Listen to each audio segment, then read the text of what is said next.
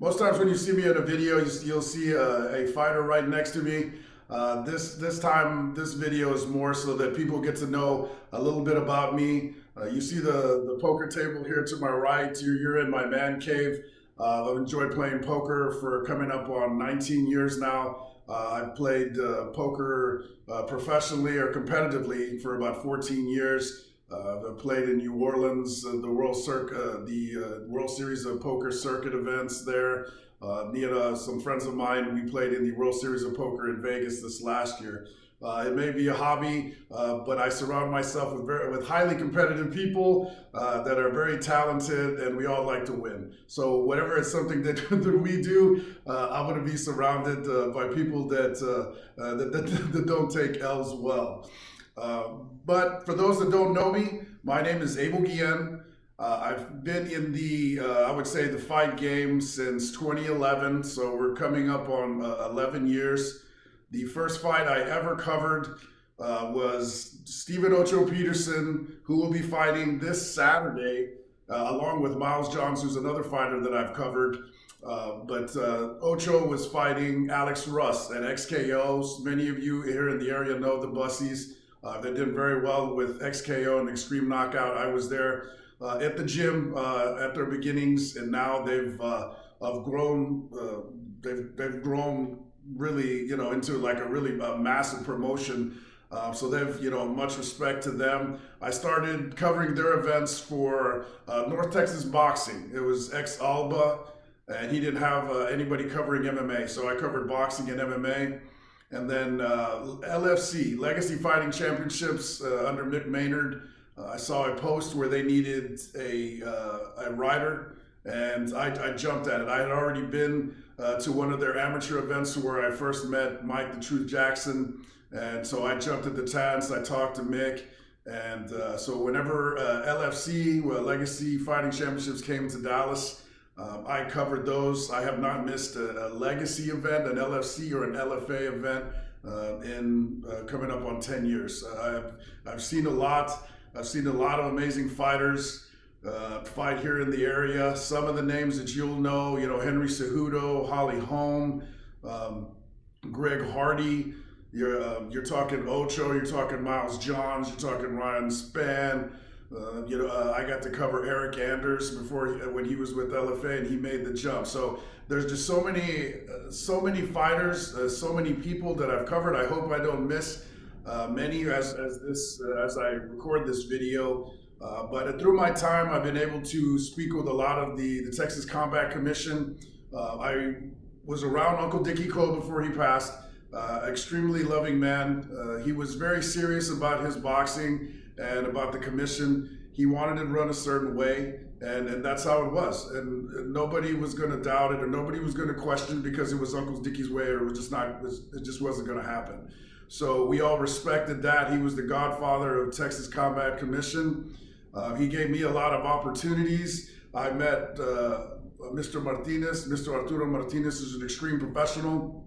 To this day, he takes on the teachings that Uncle Dickie gave him, and he still, is making sure all the fights go as planned. I know some people are not going to say say many positive things about the Combat Commission, but what I would say is there's possible times where I might have disagreed with maybe some of the judges or the refs, but these are good people that they truly love the sport. They're doing their best, and they want what's best for the sport.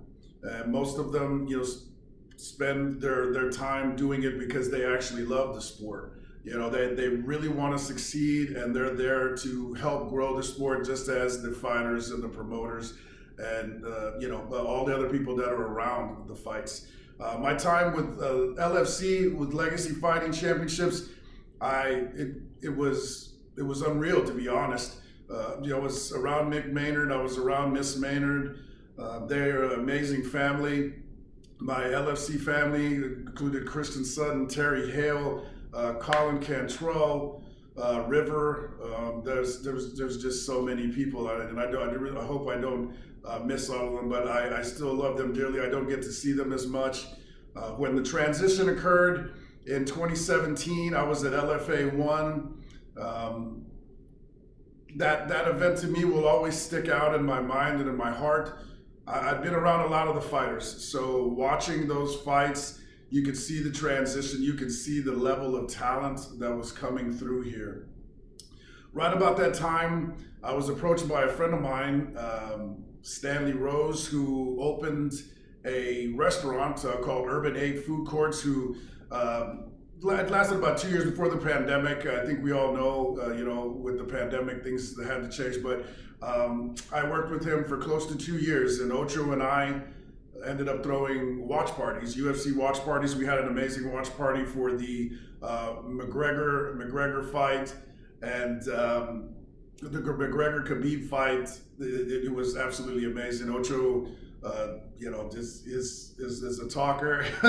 He's a hell of a fighter, and he's a good friend of mine, and it was a great match. It's something that we did a few more events, but since the pandemic, we've slowed down. But if there are any restaurants, bars, anything of that nature, have ever felt that they would like to have MMA fighters come in for UFC events or boxing events, please contact me on the Fight Insider Instagram, or I will be creating the Fight Insider Facebook page soon, so you have multiple opportunities to reach out to me.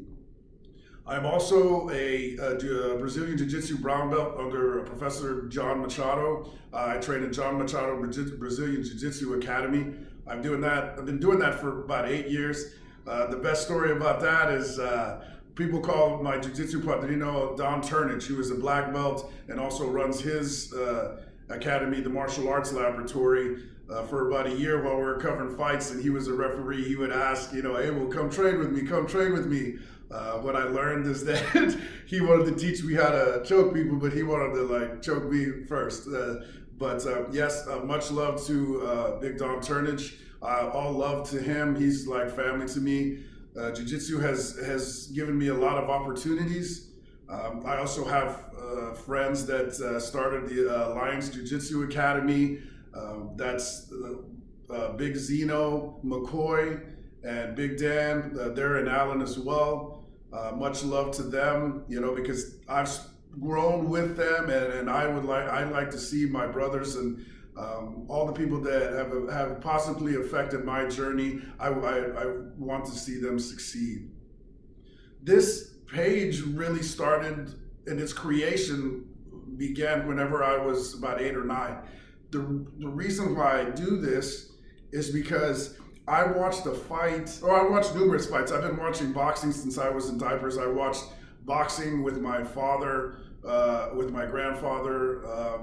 We watched amazing fights that people still speak of about now.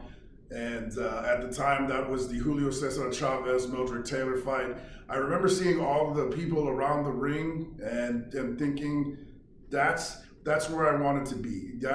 During the action, we're watching a fight, but I wanted to be there. I wanted to know the fighters. I wanted to know the promoters. I wanted to know the commission people, and I just wanted to be around that. So a young Abel told his dad that's what he wanted to do, and all this is just a culmination of all of this coming out and me being able to live out a childhood dream. I, at this point, cover LFA here in Dallas. The pandemic kind of threw things off a little bit, but what you'll see going forward is me covering LFA Dallas. In a couple of weeks, I will be at Fury FC 58. That will be at Gillies. And I also cover boxing as well. Anthony and Michael Montoya I know very well through the boxing. They also they're involved in boxing events, and I've assisted them throughout the years. So it's gotten me in with the trainers, in with the fighters, in with everybody. It allows me to do something that I truly love and that I truly enjoy. I want to be clear, because obviously, like when I talk to people, I want people to understand why I do this. I do this, 1, because I love it, and then 2, because the goal has always been to, I've never wanted to be like somebody. I like what people do. I will say that what Joe Rogan does is something that I would love to do, and I've done I've called fights, I've called boxing events for my buddy Grant Kaufman and his 12-round media. Called a few boxing events as far as color commentary. That's the ultimate goal here. I've seen Mick Maynard on the stage in UFC and in the face-offs and things of that nature. I see those guys. I always see Bob Arum. You see the old school, but Don King. You see the weigh-ins, and I want to be a part of that. That's where I want to be. That's what I've watched since I was a kid. When I'm around the fights, when I'm at weigh-ins, I speak to people, and we're talking about fights for hours, and it doesn't even seem like that. My good friend Anthony Montoya, often we go to Campese's, which is another byproduct of the fight game.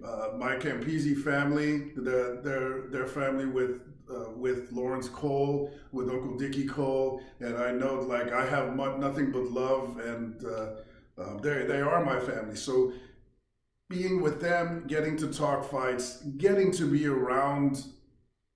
just around them and hearing stories, there's nothing that I can do to express to people how appreciative I am of hearing the stories of Uncle Dickie before he passed.